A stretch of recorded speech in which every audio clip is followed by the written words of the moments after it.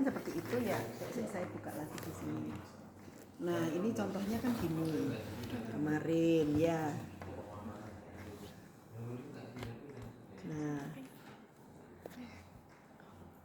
Nah, ini contohnya gini ya.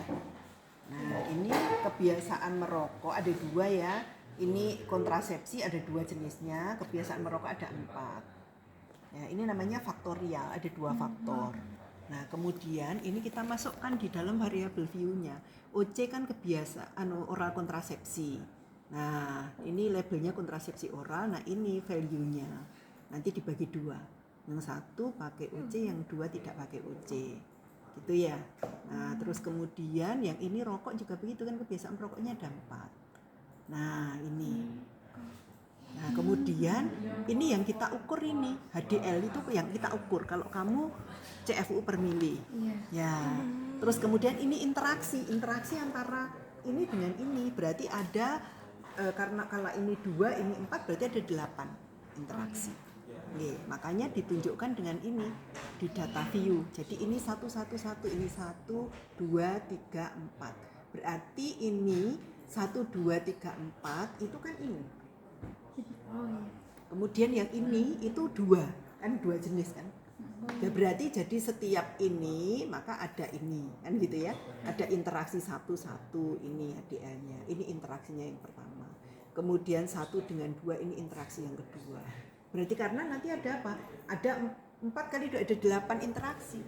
Jadi di interaksi ini harus ada 8. Terus ini replikasinya ada 4. Paham? Jadi replikasinya 4, itunya 8. Nah, seperti itu. Nah, kan sampai 8. Ya, oke. Terus sekarang bagaimana melakukan analisisnya? Ayo, uji normalitasnya bagaimana? Analyze. Terus Enggak lah. lupa. Leyung kamu urung belajar kok, lupa orang enggak mau belajar kok. Nah, ini kan masih ingat. Nah, terus ini karena ini kadar HDL aja, berarti di sini yang masuk. Karena yang ini kan yang kita yang kita desain. Oh iya. Ya. Terus kemudian ini. Nah, ini kan karena dia P-nya lebih besar dari alfa, alfanya 0,05, maka berarti dia terdistribusi normal. Nah, terus kemudian bagaimana melakukan analisanya untuk Nah, masih ingat nggak pakai apa? Ini kan univariat. Nah, kemudian dependent variabelnya apa? Kebiasaan merokok. Dependent variabelnya kan HDL. Variabel bebasnya kan ini. Dependent variabel terikat. Variabel bebasnya kan ini. Ini sama ini. Nah. Oke, terus kemudian model. Nah, ini kan custom. Nah, ini inputnya enggak. Nah, ini OC. Kemudian rokok. Nah, bisa juga duanya adalah interaksi. Kan ini interaksi namanya. Kemudian continue. Oke.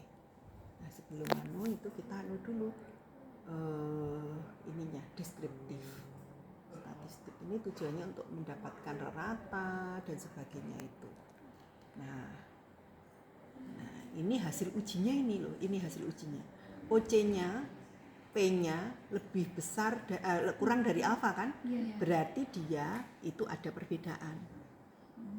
Kemudian yang rokok itu P-nya lebih besar dari alfa, berarti tidak ada perbedaan, tidak ada pengaruh. Ya. Kemudian yang interaksi ini P-nya kurang dari alfa, berarti yang interaksi ada pengaruh. Jadi artinya nanti itu kalau kita buat dalam bentuk tabel itu seperti ini. Nah ini tabelnya. Kontrasepsinya kan ada beda bermakna. Ya, P-nya ini. Untuk merokoknya tidak ada beda bermakna. P-nya adalah ini. Ya. Nah, sekarang interaksi. Kita mau mencari interaksi mana sih yang paling beda bermakna? Ya, kalau yang ini kan tidak perlu kita cari. Mengapa ya? Karena ini itu tidak hanya 2. Kalau dia ada perbedaan ya sudah, dia pasti berbeda gitu. Kita tidak perlu lagi melakukan uji post hoc. Yang perlu kita lakukan uji post hoc adalah ini di interaksi. Yang ada dia beda bermakna. Nah, kita bisa menggunakan 2 hal. Kita bisa menggunakan one way ANOVA, ya. Caranya dengan kalau one way itu kan compare mean, ya. Kemudian one way ANOVA. Nah, yang kita masukkan dependentnya kan ini toh tadi apa itu kadar HDL dependent. Nah, ini yang kita masukkan di sini adalah kelompok interaksi. Nah, kemudian optionnya bisa kita deskriptif statistik, ya. Kemudian udah cukup homogenitas varian, ya. Continue. Nah, kemudian ini post hoc. Post hocnya kita pilih Tuke, ya. Kita continue. Oke. Nah ini hasilnya. Nah, kita lihat dulu di atas ini kan ada uji one way. Nah, P-nya itu kan 0,05, yang berarti dia ada beda bermakna. Kan sama kan seperti yang tadi uji faktorial, kan gitu. Nah, terus kemudian di sini di hasil ini kita buat tabel ini interaksi, ya. 1 ini, nah ini itu kan subset 1 subset 2. Ya, biasanya ini ditulisnya kan tadi ada kelompok ini yang kedua, ya. Misalkan ini kita milih ini ya 1, 7, 6 gitu ya. Nah, 1 itu apa sih? 1 ini pakai OC dan tidak merokok. Ya, saya simbolkan dengan A.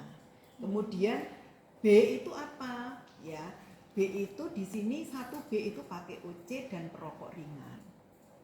Nah, ini kan simbol kan sebenarnya 1, 2, 3. Kamu tadi waktu membuat variabel view kan sudah menyebutkan kalau 1 itu mewakili apa, 2 mewakili apa, ya kan? Nah, itu jadi kamu harus merujuk ke sini. 1 itu berarti kalau yang pertama ini di subset, misalkan subset 2 itu berarti 1 pakai OC ditambah dia tidak merokok. Nah, jadi ini nanti subsetnya dia masuk subset yang mana. Jadi yang sama subsetnya itu artinya tidak ada beda bermakna. Tetapi yang berbeda subsetnya seperti ini. 3 dengan 1 itu ada beda bermakna. Ya, kemudian 3 dengan 7 ada beda bermakna. 3 dengan 6 ada beda bermakna. Itu. Tetapi 1, 7, 6, kemudian 8, 5, 2 yang dalam satu garis ini tidak ada beda bermakna. Ya, jadi nanti caranya seperti ini. Nah, kemudian memilih yang mana yang paling optimal. Pilih aja yang kita kan ingin, kalau kamu kan ingin yang mana yang mereduksi paling sedikit kan gitu ya. Ya pilih yang jumlahnya paling sedikit. Itu yang paling optimal. Ya. Paham?